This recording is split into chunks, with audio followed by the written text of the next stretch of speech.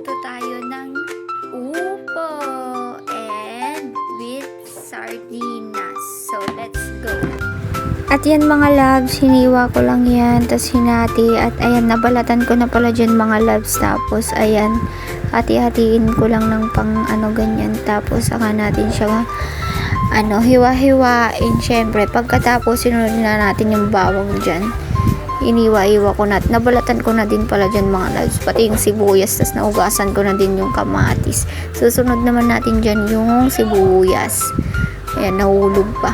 Pagkatapos naman natin hiwain yung sibuyas, syempre susunod na natin dyan yung kamatis, ayan, hiwain lang natin, hati-hati, ganyan. Tas yan mga loves, plinex lang natin pala yan pagkatapos na natin nahiwa. At yan, nahugasan na pala dyan yung upo mga loves ha.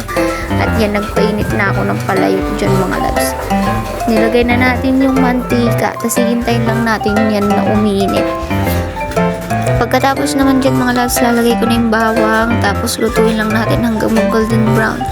Tapos ilalagay ko na dyan yung sibuyas. Ayan, sige, halo-halo lang natin mga loves. So pagkatapos mga loves, lagay na natin dyan yung kamatis. Pagkatapos na naman yan mga loves, yan, halo-halo. Pagkatapos naman dyan, lagay na natin yung sardinas.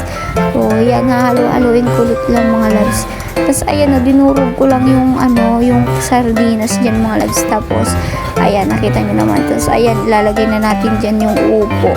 Ayan, halu-haluin lang natin para naman magkano. Tapos ayan, hintayin lang natin siya maluto mga loves. Kung maluto na pala mga loves, nilagay na natin yung magic sarap. Tapos nilagyan ko natin yan ng lasang asin.